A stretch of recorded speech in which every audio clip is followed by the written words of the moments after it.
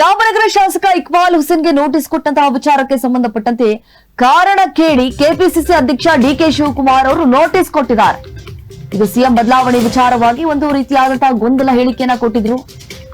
ರಾಮನಗರ ಶಾಸಕರಾಗಿರುವಂತಹ ಇಕ್ಬಾಲ್ ಹುಸೇನ್ ಅಂದ್ರೆ ಡಿಕೆ ಶಿವಕುಮಾರ್ ಅವರ ಪರವಾಗಿ ಬ್ಯಾಟಿಂಗ್ ಮಾಡಿದ್ರಲ್ಲ, ಸುಮ್ನೆ ಬಹಿರಂಗ ಹೇಳಿಕೆಗಳನ್ನ ಕೊಡಬೇಡ್ರಿ, ಒಂದ್ ವೇಳೆ ಕೊಟ್ಟಿದ್ದೇ ಆದಲ್ಲಿ ನೋಟಿಸ್ ಕೊಡ್ತೀವಿ ಅಂತ ಹೇಳಿದ್ರು ಕೂಡ ಪದೇ ಪದೇ ಆ ರೀತಿಯಾಗಿ ಮಾಡ್ತಿದ್ದಾರೆ. ಹಾಗಾಗಿ ನೋಟಿಸ್ ಕೊಟ್ಟಿದ್ದಾರೆ. ಸಿಎಂ ಬದಲಾವಣೆ ವಿಚಾರವಾಗಿ ಬಹಿರಂಗ ಹೇಳಿಕೆಯನ್ನ ಕೊಟ್ಟಿದ್ರು.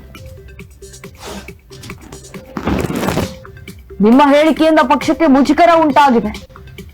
ಇಕ್ಬಾಲ್ ಹೇಳಿಕೆಯನ್ನ ಗಂಭೀರವಾಗಿ ಪರಿಗಣಿಸಿದೆ. 1 ವಾರದೊಳಗೆ ಸಮಜಾಯಿಷಿ ಕೊಡಬೇಕು. ಈ ರೀತಿಯಾಗಿ ಮಾತನಾಡಿದಿರಲ್ಲ, ಗೊಂದಲ ಕ್ರಿಯೇಟ್ ಮಾಡಿದಿರಲ್ಲ ಪಕ್ಷದಲ್ಲಿ, 1 ವಾರದಲ್ಲಿ ಉತ್ತರ ಸಿಗ್ಬೇಕು ನಮಗೆ ಅಂತ ಹೇಳಿ ನೋಟಿಸ್ ಕೊಟ್ಟಿದ್ದಾರೆ. ಅದಕ್ಕೆ ಯಾವ ರೀತಿ ಸಮಜಾಯಿಷಿ ಕೊಡ್ತಾರೆ ಇಕ್ಬಾಲ್ ಹುಸೇನ್ ಅವರು ಅನ್ನೋದೇ ಈಗ ನಿಜಕ್ಕೂ ಕುತೂಹಲ.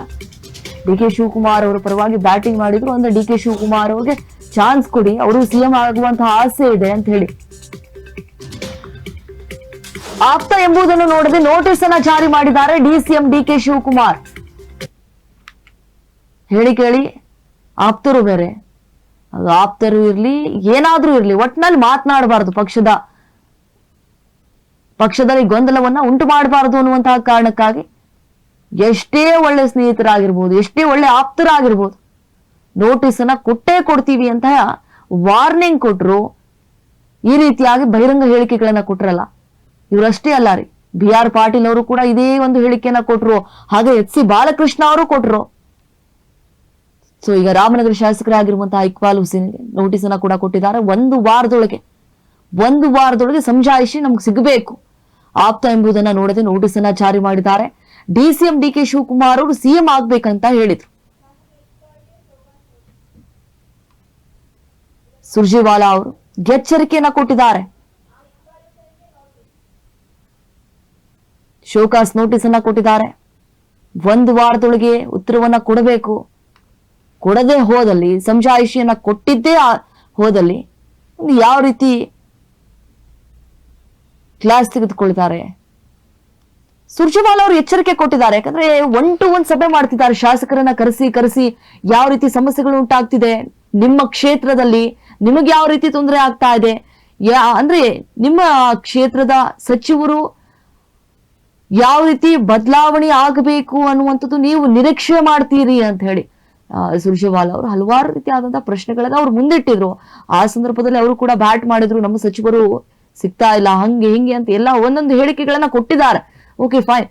ಈಗ ಸುರ್ಜೇವಾಲಾ ಅವರು ಅಷ್ಟೊಂದು ಎಲ್ಲ ಎಚ್ಚರಿಕೆ ಕೊಟ್ರು, ಯಾಕೆ ಈ ರೀತಿಯಾದಂತಹ ಬಹಿರಂಗ ಹೇಳಿಕೆಗಳನ್ನ ಕೊಡೋದವರು ಮಾಧ್ಯಮಗಳ ಮುಂದೆ? ಪಕ್ಷದ ವರ್ಚಸ್ ಕಮ್ಮಿ ಆಗುತ್ತೆ, ಪಕ್ಷಕ್ಕೆ ಡ್ಯಾಮೇಜ್ ಆಗುತ್ತೆ, ಕಾರ್ಯಕರ್ತರಲ್ಲಿ ತಪ್ಪು ಸಂದೇಶ ಹೋಗುತ್ತೆ, ಅವರವರಲ್ಲೇ ಜಗಳ ಕ್ರಿಯೇಟ್ ಆಗುತ್ತೆ. ಮುಂದಿನ 3 ತಿಂಗಳಲ್ಲಿ ಡಿಕೆ ಶಿವಕುಮಾರ್ ಸಿಎಂ ಅಂತ ಹೇಳಿದ್ರು ಇಕ್ಬಾಲ್ ಹುಸೇನ್. ಹಾಗೆ ಆಗ್ತಾರೆ, ಅವ್ರು ಕೊಡ್ಲೇಬೇಕು. ಸುರ್ಜೇವಾಲಾ ಅವ್ರ ಹೇಳಿಕೆಗಳನ್ನ ಕೊಟ್ಟು ಕಳಿಸಿದ್ರು.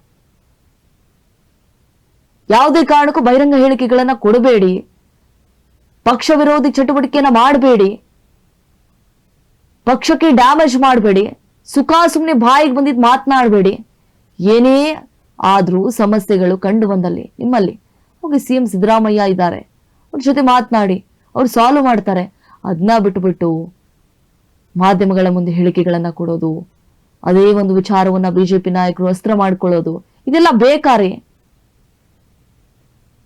ಮುಂದಿನ 3 ತಿಂಗಳಲ್ಲಿ ಡಿಕೆ ಶಿವಕುಮಾರ್ ಸಿಎಂ ಆಗ್ತಾರೆ ಅಂತ ಹೇಳಿಕೆಗಳನ್ನ ಕೊಟ್ಟಿದ್ರಲ್ಲ ಇಕ್ಬಾಲ್ ಹುಸೇನ್, ಅವರ ವಿರುದ್ಧವಾಗಿ ಈಗ ಶೋಕಾಸ್ ನೋಟಿಸ್ ಅನ್ನ ಕೂಡ ಜಾರಿ ಮಾಡಿದ್ದಾರೆ. ಇನ್ನು 1 ವಾರದೊಳಗೆ ನೀವು ಉತ್ತರವನ್ನ ಕೊಡಬೇಕು ಅಂತ ಹೇಳಿ ವಾರ್ನಿಂಗ್ ಕೊಟ್ಟಿದ್ದಾರೆ.